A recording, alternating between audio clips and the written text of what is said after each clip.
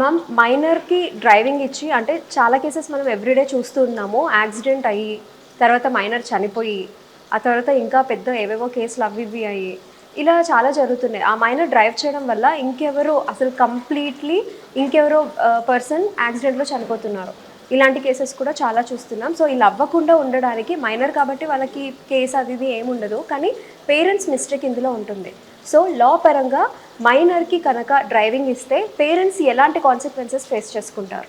Yeah, మన రీసెంట్గా ఒక కేసు చూసాం కదా, పూణేలో పోర్షే కార్ ఇన్సిడెంట్. అంటే ఒక మైనర్ అబ్బాయి డ్రింక్ చేసేసి mid night around 3 to 4 o'clock AM ఆ టైంలో యాక్సిడెంట్ చేస్తే బైక్ మీద ఇద్దరు వెళ్తున్నారు, ఆన్ ది స్పాట్ వాళ్ళు చనిపోయారు.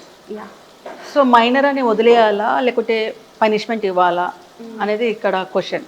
సో జనరల్గా పేరెంట్స్ అందరికీ తెలియాల్సింది ఏంటంటే, చాలామంది పేరెంట్స్ హ్యాపీగా ఫీల్ అవుతారు, మా బాబు చిన్నప్పుడే ఆర్ మా అమ్మాయి చిన్నప్పుడే 7th క్లాస్కి 8th క్లాస్కి డ్రైవింగ్ వచ్చేసింది, టాలెంటెడ్ అని బైక్లు ఇచ్చేస్తారు. చాలా కాలనీస్లో చూస్తున్నాను, వాళ్ళకి 7th 8th క్లాస్ నుంచి వాళ్ళు బైక్స్ నడిపేస్తున్నారు. నడపడం ప్రాబ్లం కాదు, నేర్చుకోవాలి, ఎవరైనా నేర్చుకోవాల్సిందే, బైక్ డ్రైవింగ్ కానీ కార్ డ్రైవింగ్ కానీ. కానీ ఆ ఏజ్లో ఏదైనా ఆపోజిట్ వెహికల్ వచ్చినప్పుడు వెహికల్ని ఎలా కంట్రోల్ చేయాలి అనేది వాళ్ళకి తెలీదు, వాళ్ళు ప్యానిక్ అవుతారు ఆ టైంలో. ఆ ఏజ్లో అంత మెచ్యూరిటీ రాదు, అది ఎలా హ్యాండిల్ చేయాలో తెలీదు, మెచ్యూరిటీ రాదు. సో వాళ్ళు ఏం చేస్తారు, ఆ ప్యానిక్లో ఎటు వాళ్ళైనా ఏ చెట్టుకో దేనికో గుద్దేస్తారు, లేకుంటే అవతల వచ్చే వెహికల్కి గుద్దేస్తారు. దీంట్లో ఏంటంటే ఇద్దరికి సఫరింగ్ ఉంటుంది. లైక్ ఈ అబ్బాయి ఎవరు అమ్మాయి ఎవరైతే డ్రైవ్ చేస్తున్నారో మైనర్, వాళ్ళకి ఇంజ్యూర్ అవుతారు, వచ్చే వాళ్ళు కూడా ఇంజ్యూర్ అవుతారు. కొన్నిసార్లు సివియర్ కేసెస్లో అవతల పర్సన్ కానీ డ్రైవింగ్ చేసే పర్సన్ కానీ డెత్ కూడా అవ్వచ్చు. Yes. So who is responsible for this? Majority of the cases death అయిపోతున్నాయి యాక్చువల్లీ. యా. అండ్ నౌడేస్ ఇక్కడ మైనర్స్ నాట్ ఓన్లీ డ్రైవ్ చేయట్లేదు, దే డ్రింక్ చేసి డ్రైవ్ చేస్తారు. In the influence of the alcohol drive చేస్తున్నారు. I don't know a pubs under 18 allow చేస్తున్నారు నాకు తెలియదు, కానీ ఈ మధ్యన చాలా కేసెస్ వింటున్నాము, లైక్ డ్రింక్ చేసి they are driving causing injury to others. So ఇక్కడ మన లీగల్లో చూసుకుంటే మోటార్ వెహికల్స్ యాక్ట్ ఏం చెప్తుందంటే, జువినైల్స్ ఆర్ నథింగ్ బట్ మైనర్స్. ఎవరైతే డ్రైవ్ చేస్తున్నారో, ఎవరైతే రోడ్ల మీద ర్యాష్ డ్రైవింగ్ చేస్తున్నారో, అసలు డ్రైవింగ్ చేయకూడదు ఎందుకంటే వాళ్ళకి లైసెన్స్ రాదు. సో ఎవరైతే ఇలా డ్రైవ్ చేస్తున్నారో ఏదన్నా ఇంజురీ అయినా లేదంటే పోలీస్ కానిస్టేబుల్ పట్టుకున్నా పనిష్మెంట్ మైనర్కి కాదు పేరెంట్స్కి వస్తుంది. ఓకే.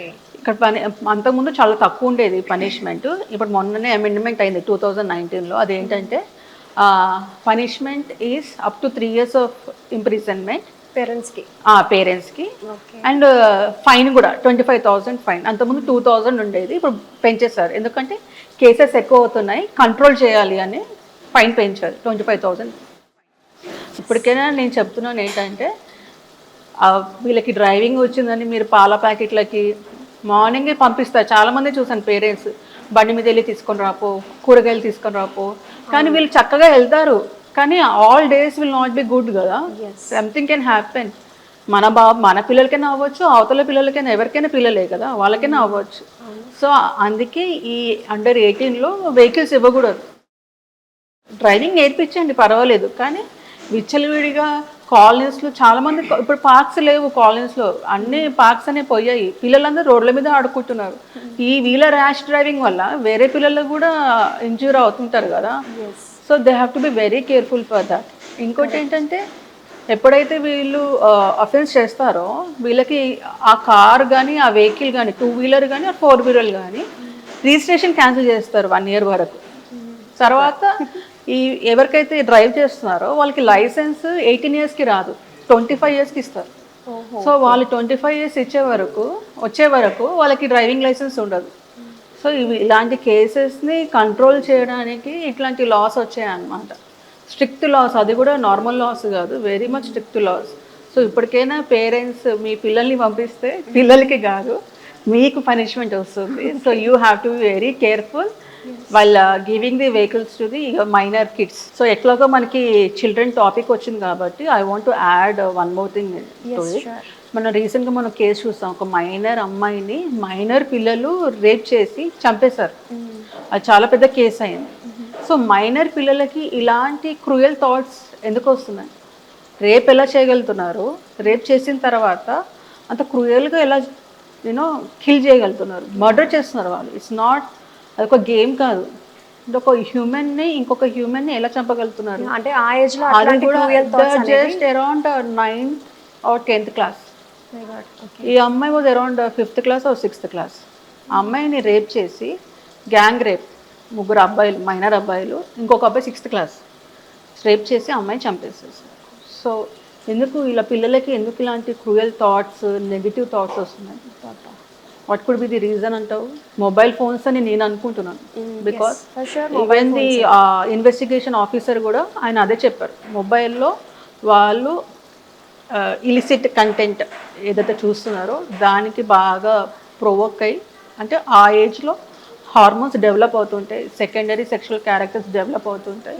సో ఇలాంటి కంటెంట్ చూసినప్పుడు వాళ్ళకు కూడా అలాంటి ఫీలింగ్స్ వచ్చి ఇలాంటివి చేస్తున్నారు. కానీ ఇలాంటి రేప్ చేయడము, చంపడం అనేది కరెక్ట్ కాదు కదా. Correct.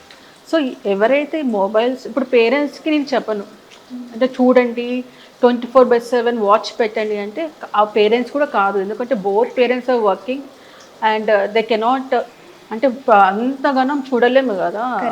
Parents are responsible. ఎందుకు చెప్తాను, వాళ్ళ పిల్లలు ఎలా ఉన్నారు ఏంటి అనేది okay, parents they are our kids and we have that confidence. కానీ వీళ్ళ పిల్లలు బయటికి వెళ్తున్నారు అంటే సొసైటీకి వెళ్ళి వాళ్ళకున్న నాలెడ్జ్ ఏదైతే ఉందో లేదా వాళ్ళకున్న థాట్స్ ఏవైతే ఉన్నాయో they are sharing those thoughts. ఆ థాట్స్ మిగతా పిల్లలకి షేర్ చేస్తున్నారు. ట్రూ. సో ఈ పేరెంట్స్ 24/7 సర్వేలెన్స్ పెట్టలేరు కదా. వాళ్ళు ఏం కంటెంట్ చూస్తున్నారు, ఇప్పుడు మొబైల్ లాక్కున్నా కూడా ప్రాబ్లమే. ఎందుకంటే వీళ్ళకి వచ్చే ఐ మీన్ కరోనా అప్పటి నుంచి మొత్తం స్టడీ మెటీరియల్ ఏదున్నా సరే త్రూ ఫోనే వస్తుంది. So through mobile is important for them also. కానీ ఇక్కడ ఏమవుతుందంటే the content creators, I would like to highlight this point, content creators should be responsible for this. ఎందుకంటే ఎక్సలెంట్, కరెక్ట్. ఇన్స్టాగ్రామ్ కానివ్వండి, Facebook కానివ్వండి, or any media social media platforms కానివ్వండి, వాళ్ళు తీసుకొచ్చే content positivity అనేది చాలా తక్కువైపోయింది. If I see 70% is negative only. ఒకరిని కొట్టడము, ఒకరిని గిచ్చడము, I don't know, prank videos అంట, అదేం kind of prank videos, it's like harassment videos, they are not prank at all, there is no fun at all. So content creators are responsible for all such kind of cruelty ఎవరైతే miners చేస్తున్నారో. ఎందుకంటే వాళ్ళు ఇప్పుడు మనకి కానివ్వండి 20+ age group వాళ్ళు కానివ్వండి, they know what is, they can judge what is good, what is bad, what is real, what is fake. But చిన్న పిల్లలకి they doesn't know what is good, they doesn't know what is bad, even they doesn't know ఇది రియలా, ఇది AI create చేసిన వీడియోనా, ఇది ఫేకా తెలీదు వాళ్ళకి. వాళ్ళకి ఏది చూపించినా ఇది కరెక్టే. అక్కడ వాళ్ళు లైక్స్ చూస్తున్నారు, కమెంట్స్ చూస్తున్నారు ఆ కంటెంట్కి. సో ఇంతమంది లైక్స్ చేస్తున్నారు అంటే అది మంచిదే అని చెప్పి వాళ్ళు ఇంబైబ్ చేసుకొని వాళ్ళు అలానే ఎనాక్ట్ చేస్తున్నారు. కరెక్ట్. ఈ మధ్య ఇన్స్టాగ్రామ్లో కూడా చాలా రీల్స్ చూస్తున్నాం మనము. అంటే 4th క్లాస్ 5th క్లాస్ చదివే సేమ్ ఏజ్ గ్రూప్ ఉన్న పిల్లలు, అమ్మాయి అబ్బాయి, హీరో హీరోయిన్ లాగా సాంగ్స్ డ్యూయట్స్ చేయడం, అలాగే షార్ట్ ఫిల్మ్స్ కూడా చేస్తున్నారు. అది కూడా షార్ట్ ఫిలిమ్స్ వాళ్ళ ఏజ్ గ్రూప్కి తగ్గట్టు చేస్తే ఓకే. చూసే వాళ్ళకి ఏమో హ్యాపీగా అనిపిస్తుందో, వాళ్ళ parents the feeling proud, I don't know, but this is not at all encourageable. అసలు దీన్ని అసలు ఎంకరేజ్ చేయకూడదు. ఎవరైతే కంటెంట్ క్రియేటర్స్ చెప్తున్నానో, make a positive videos, create a good environment. ఇప్పుడు మీరు చేస్తున్నారు వ్యూస్ కోసం, సబ్స్క్రైబర్స్ కోసం, కానీ వచ్చే నెక్స్ట్ జనరేషన్ ఈ కంటెంట్ వల్లనే వాళ్ళు బలైపోతున్నారు. They are unable to know what is real, what is fake తెలియట్లేదు. ఈ చిన్న చిన్న యాక్ట్సే పెద్ద పెద్ద క్రైమ్స్కి దారి తీయచ్చు.